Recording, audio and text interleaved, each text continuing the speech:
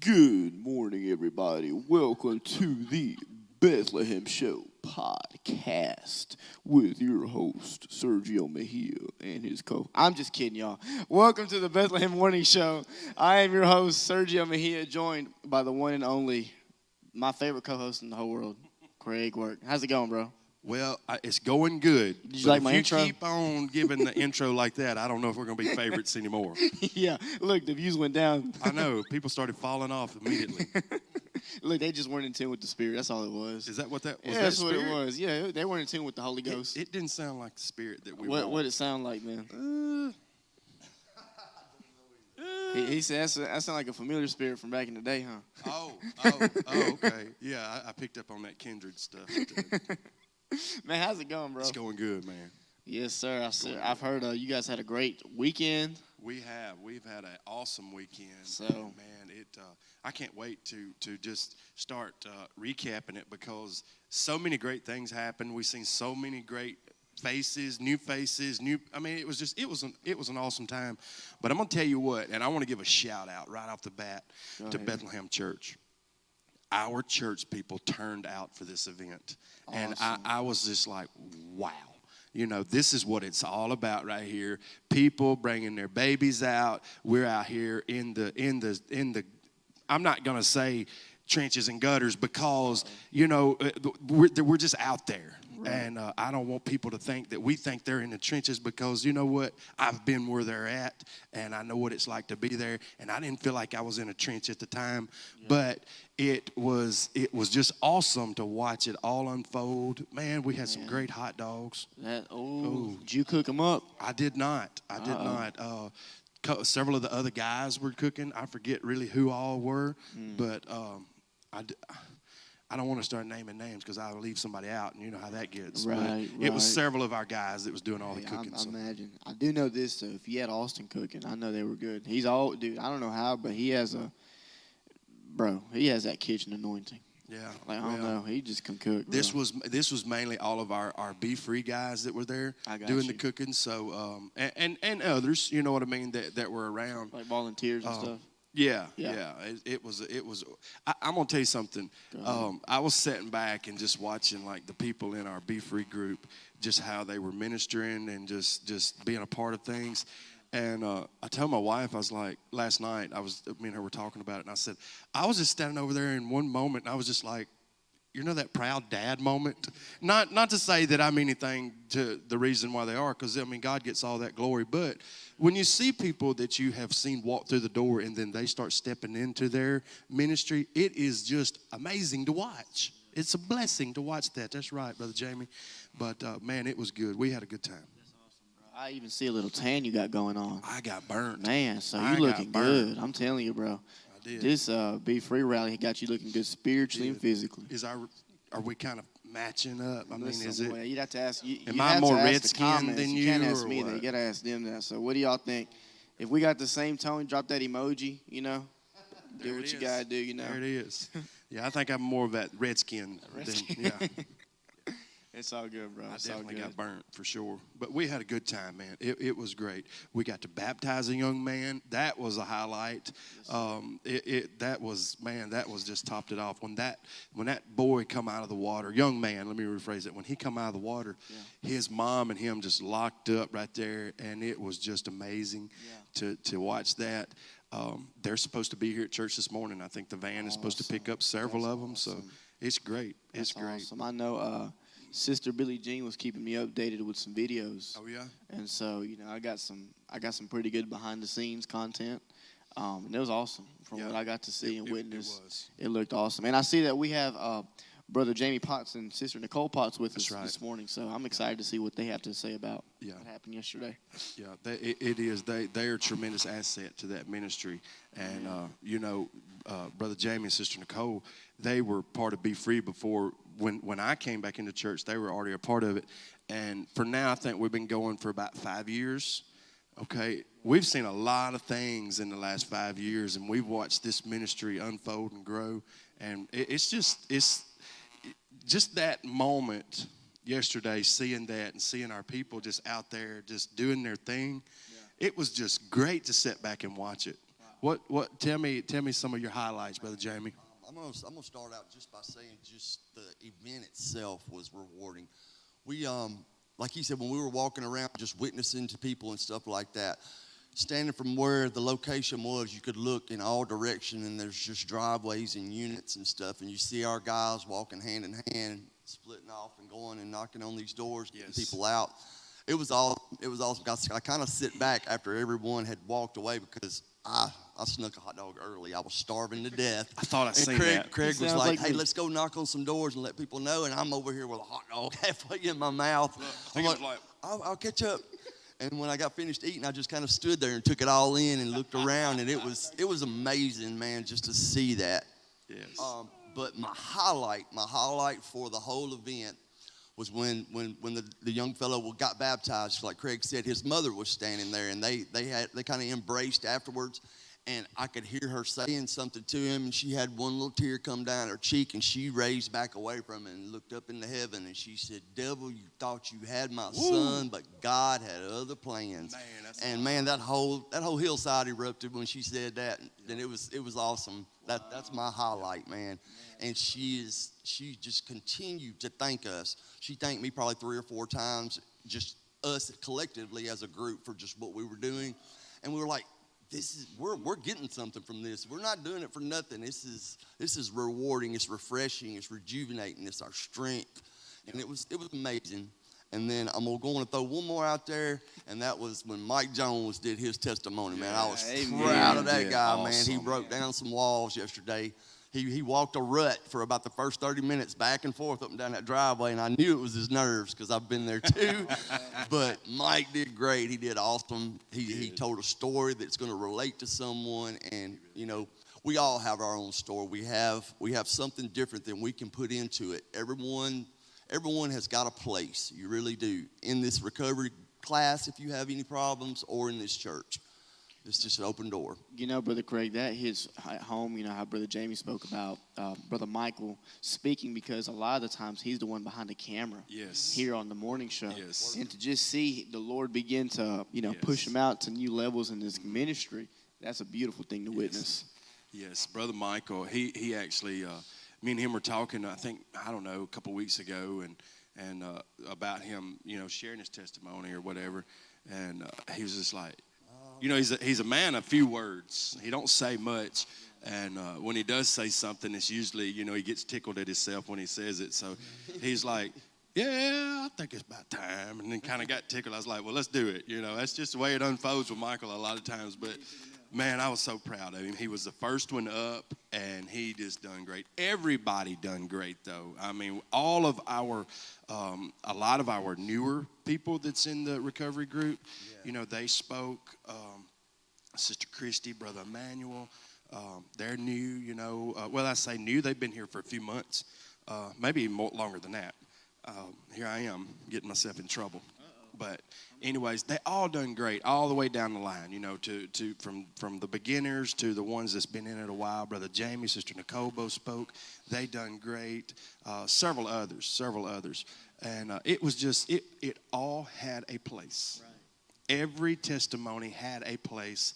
Every word that was spoken had a place. The music, Brother Josh, Brother Zach, you know, with the sound, they done a great job. Everything just had its place. Brother Josh would hit that play button and pause button just in time, you know, and that means something. When you got that where you can just that flow, when you can flow with people, it has its place, and everything just unfolded so good. Sister Kim and some of the others with the kids department. Sister Nicole was painting faces for the young kids. They was blowing up balloons.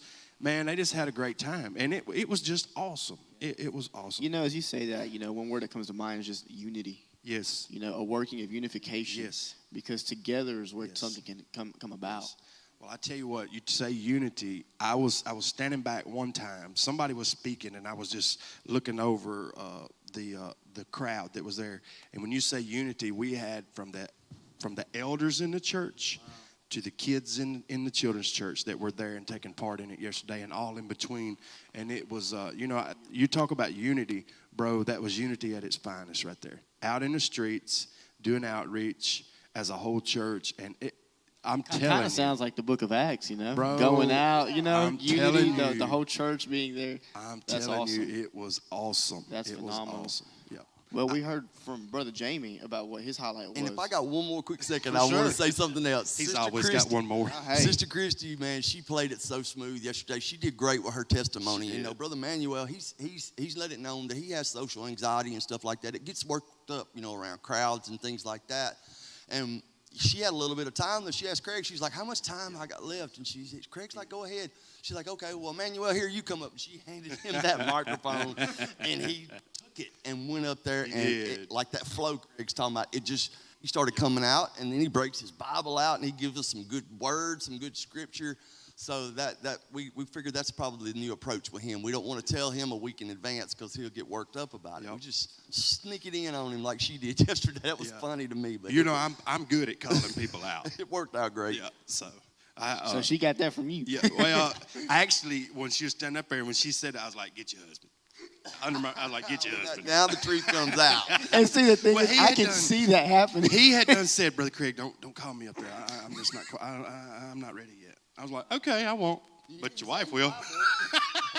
I am hollering, not that I won't, but your wife will. That's right. That's right. Funny. Yep. Sneaky co-host. Yeah, it was great. Sister Nicole, tell us a little something about it.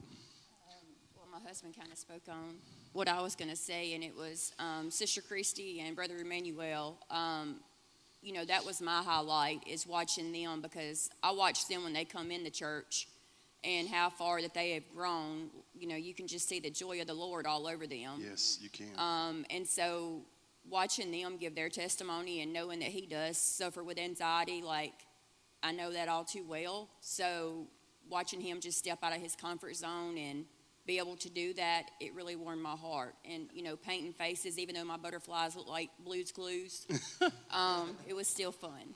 Yeah. Well, speaking of stepping out of your comfort zone and facing anxiety head on, Sister Nicole did that very same thing as well yesterday. She spoke and told her testimony, and she done a great job.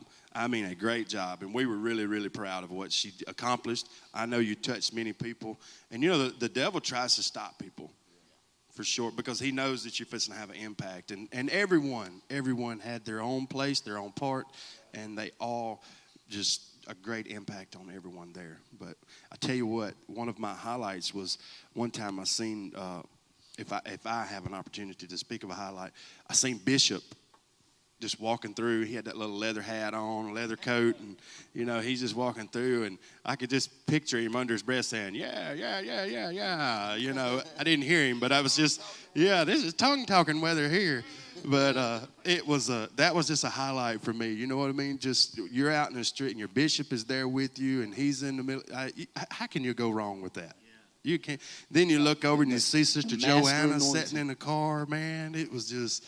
It was great to see the elders be there to support that. That's one thing that I just wanted to speak on. Whenever you were talking about that, about how people in our church support people like us. Like you don't have that everywhere you go, but our people, every one of them, support us. Yes, we take for granted a lot of times how our pastor lets us go, right?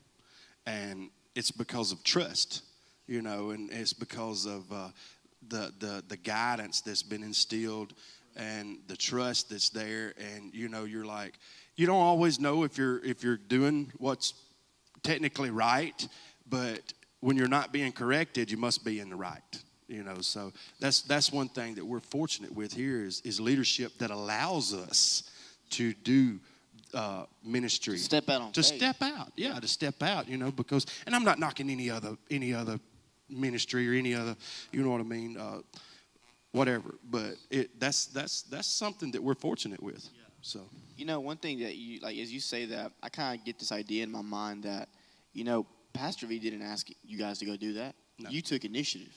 Yes. And what I find beautiful in that is that as we're talking, we're hearing stories of even people within the group. Then that it trickles down. It does. You took initiative. Somebody else below you, or whoever, took initiative as well. Mm-hmm. So there were members this past weekend that maybe have never spoke, have never done something like that, but they took initiative to go and do something for the kingdom, Right. and it's blessed others. Right. And I think it's a trickling effect that when somebody takes initiative, others do, and it impacts other people. Well, I can tell you how this stuff unfolds for us in the Be Free ministry specifically.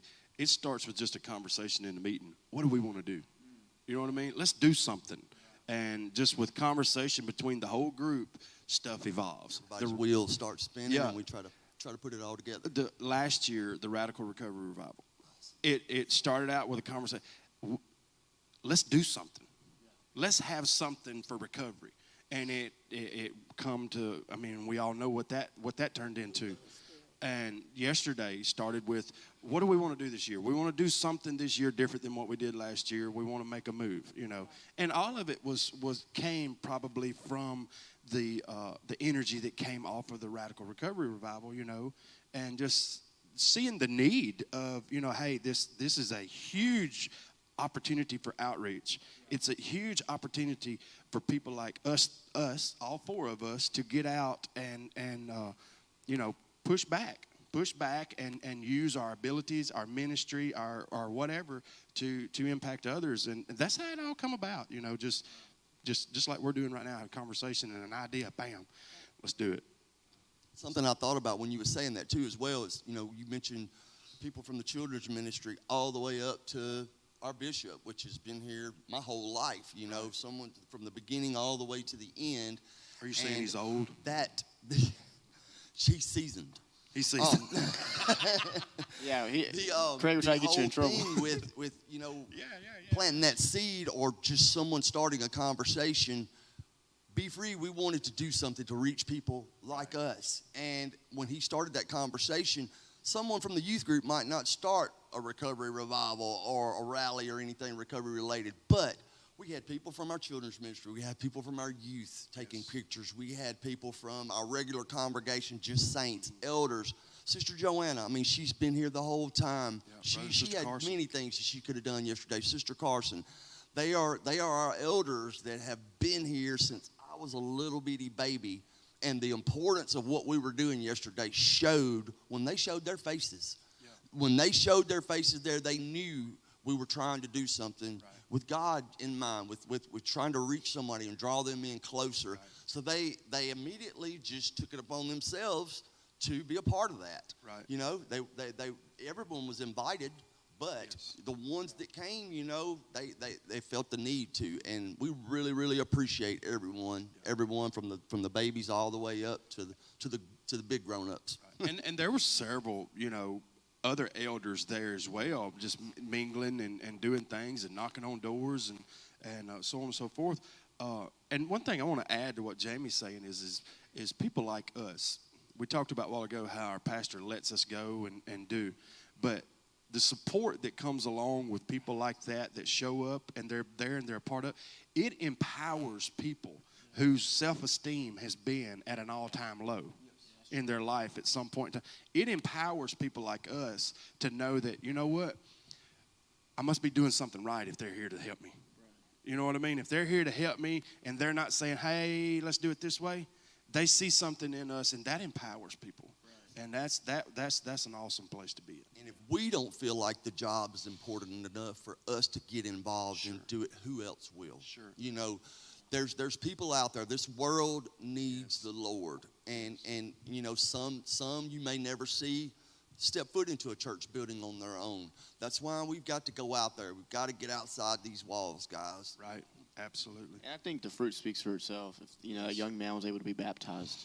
Yes. And, you know, we never know, like Brother Jamie said, that young man maybe would have never made his way into the physical church building. So we had to take it to him. Right. I'm going to tell you a story behind that baptism.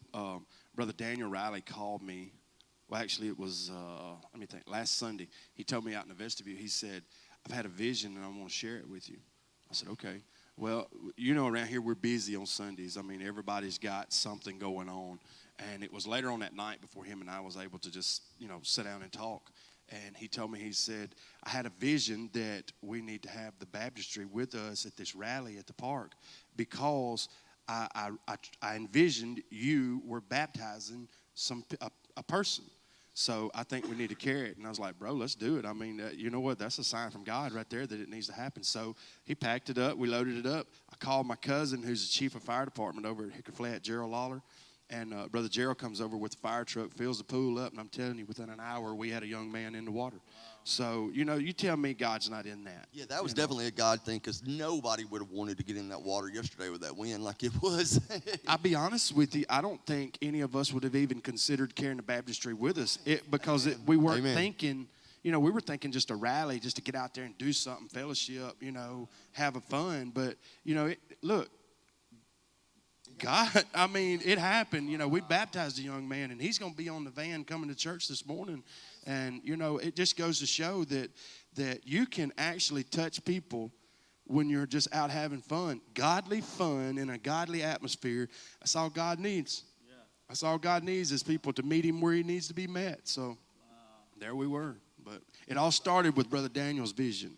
So that was an amazing moment. I know for him to know that, you know what, I did, that vision was of God. And if I had have not said nothing, then that wouldn't have took place. So, or I'd have had to went down to the lagoon, and I didn't want to do that.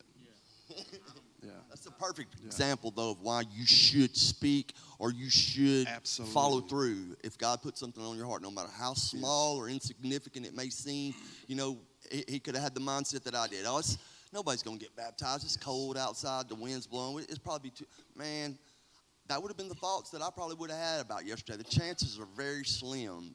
Might as well just leave it.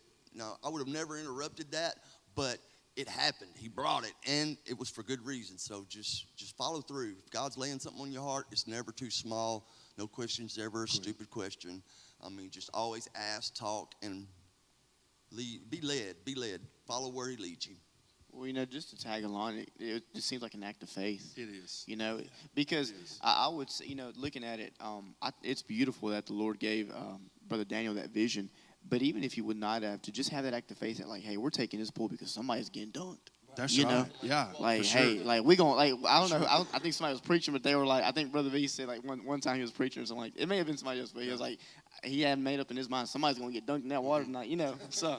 Yeah, and you know what? I'm sitting here just my head's just turning, and I'm thinking, not only were we blessed with that, but the city of Hickory Flat was blessed with that as well.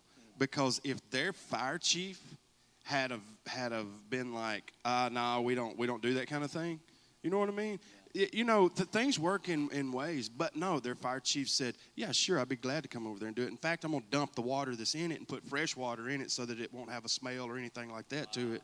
So, you know, I think about that, and I'm like, you know what? Hickory Flat's going to be blessed through that as well. That town, that fire department is going. You know what he pulled up in? He pulled up in a brand new fire truck. So they've already been blessed. You know what I mean? I mean, God blessed them in advance with things, and I mean, and you see what happens. But I want to do something real quick. I noticed that sometimes that there's other pastors and other church leaders and just people in general that tune in to our morning show. If you don't have a recovery group in your church, you need to get one, because this world is dying fast to drugs and alcohol. We're losing people daily because of it. And through our recovery group, God has been able to do so much in such a short time. And I'm telling you, it's humbling to just sit back and see some of the people that that society written off a long time ago, me being one of them, be the actual people that's out here, you know, bringing people to God and doing things. And I'm like, I've seen people in the past 5 years, Brother Sergio, that I would have told you, I don't see them living much longer. You know, if something don't change. And I see them on the forefront of things and doing things that only God could do. Yeah. And I'm telling you, it's been, and I'm sure our pastor would say this, it's been a huge turning point for our church. I'm not saying our church is built off of just this ministry, but it's been a huge turning point for a lot of people in our church. And it's powerful. 3 of us sitting right here. Sure. I know without Be Free, without the leadership, Sister Vasquez, shout out to her. Man, she's great. But anyway, it's just, without it, we would not be here. Absolutely. we would not be here right now. And when he's saying, if you don't have a recovery group already, man, if you don't and you don't see it happening anytime soon, send them to us. We have a class every Friday at 5:00. We'll be done by 6, and they can be back in time for your evening service. But just send them to us because we hate to see the impact that drugs has had, what it's done in our lives, and to watch it happening around you and the people around you, the people you love. And I mean, it's heartbreaking, but it is. These people are not throwaways. These people are not castaways by no means. These are soldiers. These are people that's going to reach someone that a person with that experience that has never been through it will not be able to reach. Right. People that have been through the same thing and life's same struggles and stuff, they connect. Mm-hmm. So it's hard for an addict that's never had a Christian background or a recovery background for that matter to listen to someone that hasn't experienced it themselves. Some people put a wall up automatically. I've been in treatment, and they would say, are you in recovery to the counselor? And if they wasn't in recovery, they didn't want them counseling them. Right. So people put walls up. A lot of people come up with many excuses. Friends out there, I'll say, man, come to church with me. Oh, the walls will fall in. Oh, I got to get this ready. I got to do this. That's not the case, man. It's not the case. But people will use excuses to just try, just do what you can do. Right. Do your part. Right. Yep. That's good, Brother Jamie. Well, we're at a point to where we're going to start getting ready to transition. And I'm going to tell you, before we do, thank you, Bethlehem Church, for supporting the Be Free ministry. Thank you for allowing us to be a part of this church when you didn't have to. It was popular not to. You know what I'm saying? But thank you for that because, hey, who would we be without you? Right. Who would we be without you? Because, you make it possible. God is the ultimate person that makes it, ultimate individual that makes it possible. But without the church, we wouldn't have a place to dwell. And it's not a popular thing to let people dwell in the house of the Lord that society has written off. But thank you, Bethlehem, for making it popular. If you think about it too, the lower you've been and the farther you've been out there, when God uses you, that's all the more glory he gets. Absolutely. If he can take someone like us or someone just like the 12 apostles, that let's get ourselves in the mindset that we may be a mess, but if we'll let him do what he wants to do, he can use us. And they're like, wow, that train wreck over there is doing a work for the Lord. Right. And it happens, but that's the grace of God, and that's the power of the Holy Ghost. Yes. That's awesome. Him inside of us. Without him, we're nothing. Yes, that's awesome. Man, well, hey, you said we were going to transition. We have Easter coming up. We do have Easter. I'm excited for that. Well, tell us a little bit about it. I think you'll be behind the candy rain, right? Well, I do know that we have our annual candy rain that'll be outside, and it'll be so much fun. People talk about getting hit with candy and this and that and other, but I don't hear none of the kids complaining about it. I only hear like the old grouches complaining, but that might be me throwing them at them too, but you can't ever tell. But anyways, it's going to be great. I'm sure we're going to have a lot of giveaways, as we always do. Easter's always a great day around here. The candy rain is always a highlight for the children, and it's going to be great. And I'm excited about it. I know just like what we've been talking about with our outreach programs and stuff that's going on, lots of people will be here, and it'll just be great, Brother Sergio. I agree. I know all of our ministries and teams are preparing, working really hard, working overtime to get ready. Because Easter's a big day. I think, if I'm not mistaken, it's one of the days where we have the most attendance. Yes. So we're looking forward to it. And hats off and shout out to all the Bethlehem congregation, too, because they don't buy the cheap candy either. They get the good stuff. Oh, yeah, man. They get the... I always get to comb through, the bag when I get home. So, Jolly Ranchers, We're going to have some good candy. All your kids are grown, though. Hey, I got grandkids now. Oh, you got, we're sitting amongst elders. Did you realize that? Yeah. We're sitting amongst elders. I'm sitting amongst them. I'm just kidding. What? I got some really awesome grandkids. I almost tackled him off that stool right there. I'm not old. My husband is. Yeah. Well, We're sitting amongst elders. Yeah, we're sitting amongst elders. Oh, Get it Lord. right. We Get it can right. beat y'all up. But yes, we are blessed to be able to host stuff like this, and like Easter Sunday, it'll be as well. Will be absolutely great. I think you're putting on an Easter bunny costume, aren't you? I don't know about that. Really? Didn't you tell us that before the show? I don't remember it. Oh, I may have just. I don't know that they have a costume this size. Yeah. What's so funny? Bunny. I'm picturing you with bunny ears. Yeah. Oh, okay. That's funny. Maybe that was just my vision. Maybe so. Maybe I got to so. buy it in faith. Yeah. I mean, if they can't find a suit, we'll get the little ears and then the little tail, and that's Yeah. all he needs. That's all he needs, bro. Yeah. That's all he needs. What about the hop though? Yeah. Show me how I'm supposed to hop.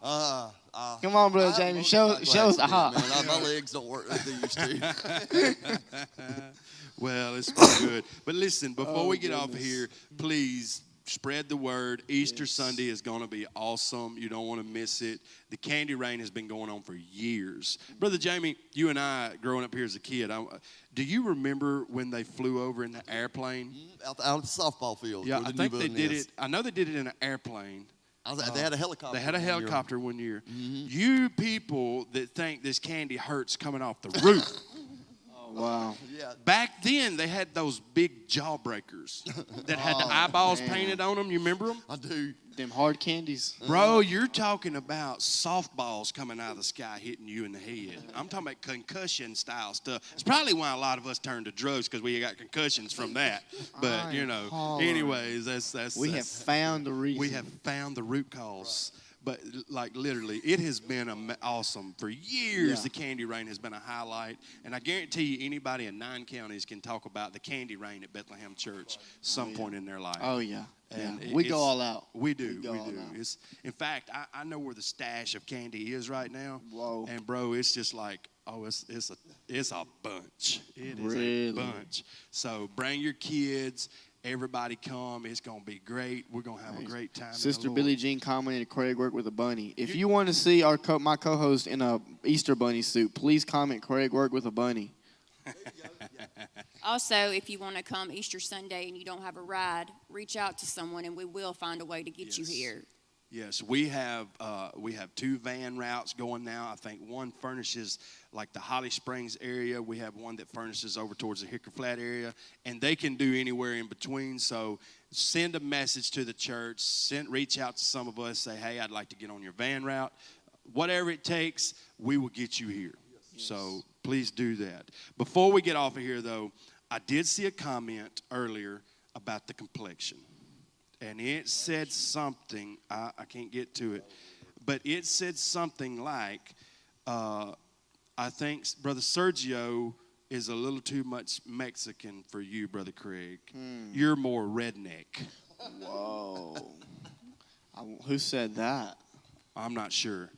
I know exactly who said it. Does it?